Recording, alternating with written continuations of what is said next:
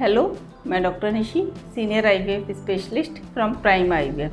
आज हम डिस्कस करेंगे कि एम्ब्रियो ट्रांसफ़र से पहले, उसके साथ में और उसके बाद में हमें क्या क्या सावधानियां रखनी है।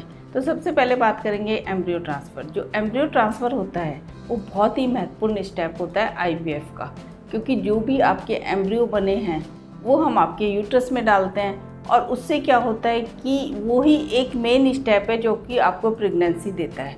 तो इस समय आप बहुत ही स्ट्रेस में होते हैं कि क्या होगा, क्या नहीं होगा, कितना पेन होगा। तो मैं आपको यही बताना चाहती हूँ कि जो एम्ब्रियो ट्रांसफ़र किया जाता है वो आपके पूरे होश में किया जाता है, उसमें आपको बेहोश नहीं करते हैं। और ये एक सिंपल ओपीडी प्रोसीजर है जिसमें आपको बिल्कुल भी पेन नहीं होता है। तो आपको कोई स्ट्रेस लेने की ज़रूरत नहीं है कि पेन होगा या हमारे कुछ डिस्चार्ज हो जाएगा या हमें ब्लीडिंग हो जाएगी, ऐसा कुछ भी नहीं होता है। तो एम्ब्रियो ट्रांसफ़र से पहले आप आराम से अपने घर पे रिलैक्स होके आए। जो टाइम आपको बताया जा रहा है उस टाइम पे आप सेंटर में पहुँचे। और इसके बाद आपका जब एम्ब्रियो ट्रांसफ़र होता है तो उससे पहले आपको बताया जाता है कि आप अपना ब्लैडर फुल करें।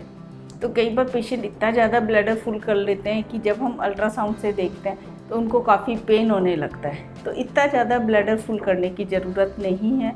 आप नॉर्मल अपना ब्लैडर रखिए, ताकि कि जो यूट्रस है, जैसे आपका ब्लैडर है तो उसका काम क्या है, ब्लैडर क्या होता है, जब फुल होता है तो आपके यूट्रस की एक्सिस सीध में आ जाती है। तो आपका जो एम्ब्रियो ट्रांसफ़र है वो ईजीली हो जाता है। जो एम्ब्रियो ट्रांसफ़र होता है वो एक ईटी कैथेटर होता है, वो बहुत ही काफ़ी पतला होता है, मतलब बाल की तरह ही होता है। तो जब वो जाता है तो आपको सर्विक्स के थ्रू आपके यूट्रस में जाता है, जहाँ पे लाइनिंग होती है वहाँ पे हम एम्ब्रियो ट्रांसप्लांट करते हैं। तो आपको बिल्कुल भी पेन नहीं होता है। तो आपका इतना ज़्यादा ब्लैडर फुल नहीं होना चाहिए कि आपको पेन हो। या कई बार क्या होता है कि दबाते हैं, अल्ट्रासाउंड से वो दिखा रहा होता है आपकी लाइनिंग और आपका यूरिन निकल जाता है। ये कई बार प्रॉब्लम हो जाती है। इसलिए मैं आपको बताना चाहूँगी कि आप अपना पार्शियल फुल, मतलब कि ज़्यादा भरा हुआ नहीं होना चाहिए, एक नॉर्मल होना चाहिए, आपको पेन नहीं होना चाहिए। इतना कि कई बार सोचते हैं कि बहुत ज़्यादा ब्लैडर फुल होगा तो हमारे रिजल्ट अच्छा होगा, ऐसा कुछ भी नहीं है। वो केवल यूट्राइन एक्सिस को दिखाने के लिए, सीधा करने के लिए ही आपका ब्लैडर फुल कराया जाता है। इसके बाद क्या होता है कि आपका एम्ब्रियो ट्रांसफ़र किया जाता है। एम्ब्रियो ट्रांसफ़र के बाद कई बार पेशेंट कहता है कि हम अभी पास यूरिन करें या 1 घंटे बाद करें। तो आप एकदम एम्ब्रियो ट्रांसफ़र के बाद अपना यूरिन पास कर सकते हैं। ऐसा नहीं है कि उससे आपके रिजल्ट पर कुछ इफ़ेक्ट पड़ेगा।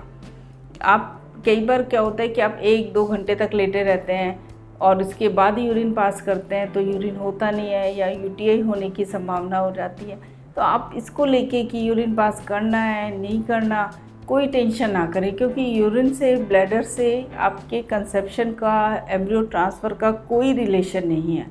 आपका अगर एम्ब्रियो ट्रांसफ़र हो जाता है उसके बाद आप जस्ट बाद भी यूरिन पास करते हैं या आधे घंटे बाद करते हैं, उससे आपके रिजल्ट पर कुछ भी इफ़ेक्ट नहीं पड़ेगा। इसके बाद अब आती है कि आपका एम्ब्रियो ट्रांसफ़र हो गया है, 15 दिन बाद आपका रिजल्ट आना है। आपको क्या क्या सावधानियाँ रखनी है और क्या क्या काम नहीं करने हैं। ये क्वेश्चन बहुत ही ज़्यादा पूछा जाता है। सबसे पहले तो लोग पूछते हैं क्या हम सीढ़ियाँ चढ़ सकते हैं या हम सीढ़ियाँ उतर सकते हैं। तो मैं आपको बताना चाहूँगी कि एम्ब्रियो ट्रांसफ़र के बाद आप सीढ़ियाँ चढ़ भी सकते हैं, उतर भी सकते हैं। ऐसा कोई बाउंडेशन नहीं है कि आप सीढ़ियाँ चढ़ें या उतरें तो आपकी प्रेगनेंसी ख़राब हो जाएगी। फिर आता है कि आप करवट लेके सोएं, इधर सोएं, उल्टा सोएं, ये सब काफ़ी क्वेश्चंस पूछते हैं, या सीधा ही सोते रहें। कई बार तो मैंने देखा है पेशेंट को उसकी फैमिली वाले सीधा ही सुलाते हैं। अगर करवट ली तो इसके लेफ़्ट साइड में ली तो आपका प्रेगनेंसी नहीं हो पाएगी, पर ऐसा कुछ भी नहीं है। आप करवट लेके सो सकते हो, जिस कंडीशन में आप कंफर्टेबल हो। आपको सीधा सोना है आप सीधा सो, करवट लेके सोना है करवट लेके सो। तो मैं आपको कहूँगी कि इसमें आपको कोई स्ट्रेस नहीं लेना है। आप सीधे भी सो सकते हैं, करवट लेके भी सो सकते हैं, किसी भी तरह से जिसमें आप कंफर्टेबल हो आप रेस्ट कर सकते हैं। आपकी करवट लेके लेफ़्ट साइड में सोने से कभी भी आपके एम्ब्रियो पे कोई इफ़ेक्ट नहीं पड़ेगा, आपकी कंसीव करने की क्षमता पे कोई इफ़ेक्ट नहीं पड़ेगा। अब बात करते हैं खान पान की। सब पूछते हैं क्या डाइट में देना है। तो मैं आपको ये कहना चाहूँगी कि आप घर का खाना दें, क्योंकि बाहर का खाना कई बार बासी भी हो सकता है, या कई बार क्या होता है उसमें बहुत ज़्यादा मिर्च मसाले होते हैं जो कि आपकी एसिडिटी को बढ़ा देंगे, या कई बार आपको लूज मोशंस वगैरह लग सकते हैं। तो इसलिए मैं ये कहती हूँ घर में अच्छा खाना बना के दें। फ्रेश वेजिटेबल्स दें, फ्रूट्स दें, इजीली डाइजेस्टेबल मतलब सुपाच्य वाला खाना दें, ज़्यादा मिर्च मसाले तला भुना खाना ना दें। तो डाइट का ऐसा कोई रेस्ट्रिक्शन नहीं है कि ये नहीं खिलाना है, वो नहीं खिलाना है। इनफैक्ट नॉनवेज का भी रेस्ट्रिक्शन नहीं है, आप उनको नॉनवेज या अंडा भी दे सकते हो। क्योंकि हमारे जो ओल्ड सास ससुर या ये होते हैं, ये कहते हैं ये गर्म चीज़ होती है, इसकी ठंडी तासीर है। ऐसा कुछ भी नहीं है, आपका जो मन करे वो आप खाना खा सकते हो। इसके बाद आती है एक्सरसाइज की, तो आप हल्की फुल्की एक्सरसाइज, मेडिटेशन, इसकी वॉक, ये सब कर सकते हो। पर हाँ, जैसे वेट लिफ्टिंग है या डंबल हैं या फिर आपको रनिंग है, इन सब को आप थोड़े टाइम के 15 दिन के लिए अवॉइड करो। यहाँ तक कि मैं तो आपको बताऊंगी कि आप अपना रोज़मर्रा का रूटीन वर्क भी कर सकते हैं, किचन का काम कर सकते हैं।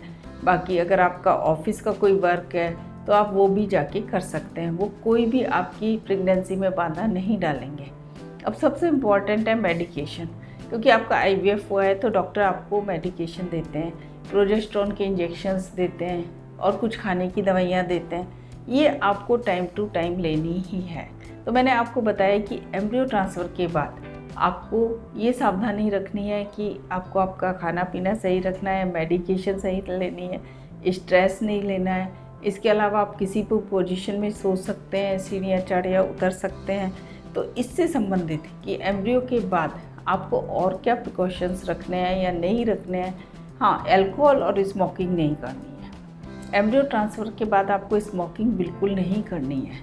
इससे संबंधित आपका कोई भी क्वेश्चन है तो आप मुझे ईमेल कर सकते हैं या सजेशन बॉक्स में जाके पूछ सकते हैं।